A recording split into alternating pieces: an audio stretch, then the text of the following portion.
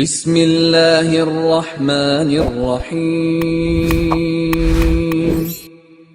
السلام علیکم ورحمۃ اللہ وبرکاتہ۔ الحمد للہ وکفی وسلام علی عبادہ الذین اصطفی، اما بعد۔ حاضرین و ناظرین، یہ درس حدیث نمبر 608 ہے اور آج کا عنوان ہے گھریلو تعلقات خراب کرنے کی سخت ممانعت۔ روایت سماعت کیجیے، ترجمے کے بعد تشریح کی جائے گی۔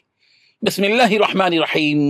عن ابی ہریرہ رضی اللہ عنہ عن النبی صلی اللہ علیہ وسلم قال من خبث عبدا على اہلہ فلیس منا ومن افسد امرأة على زوجها فلیس منا۔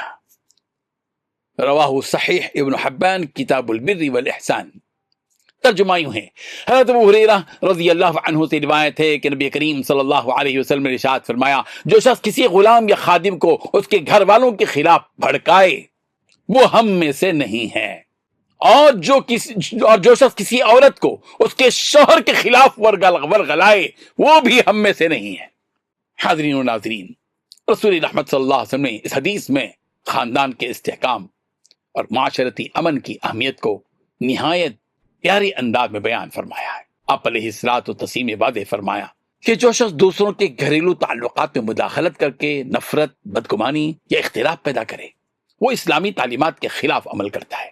کسی خادم یا ملازم کو اس کے مالک یا گھر والوں کے خلاف بھڑکانا یا کسی عورت کے دل میں اس کے شوہر کے خلاف نفرت پیدا کرنا بہت بڑا اخلاقی جرم ہے، کیونکہ اس سے ایک آباد گھر اجڑ سکتا ہے، بچوں کی تربیت متاثر ہو سکتی ہے، معاشرے میں فساد اور بگاڑ پھیل سکتا ہے۔ رسول رحمت صلی اللہ علیہ وسلم کا فرمان فلیس منا اس عمل کی شدید مذمت کو ظاہر کرتا ہے، جس کا مطلب یہ ہے کہ ایسا شخص رسول اللہ صلی اللہ علیہ وسلم کے مبارک طریقے اور اسلامی اخلاق سے ہٹ جاتا ہے۔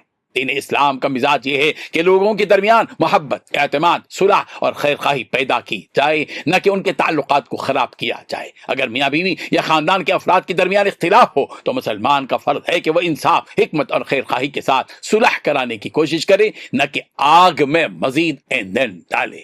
یہ حدیث ہمیں یہ سکھاتی ہے کہ زبان اور مشورے کا استعمال ہمیشہ اصلاح کے لیے ہونا چاہیے۔ کسی کے گھر کا سکون برباد کرنا، غلط مشورے دینا، بدگمانیاں پیدا کرنا، رشتوں کو توڑ کر رکھ دینا اللہ تعالیٰ کے نزدیک سخت ناپسندیدہ عمل ہے۔ کامیاب مسلمان وہ ہے جو ٹوٹے ہوئے دلوں کو اور بکھرے ہوئے رشتوں کو جوڑنے والا بن جائے، نہ کہ انہیں توڑنے والا اور بکھیرنے والا۔ اللہ تعالیٰ ہمیں گھروں میں محبت، سکون اور اتفاق پیدا کرنے والا بنائے، ہر قسم کے فساد، بدگمانی اور رشتے خراب کرنے والے اعمال سے محفوظ رکھے، اور رسول رحمت صلی اللہ علیہ وسلم کی پاکیزہ تعلیمات پر عمل کرنے کی توفیق عطا فرمائے، آمین۔ وآخر دعوانا ان الحمد للہ رب العالمین۔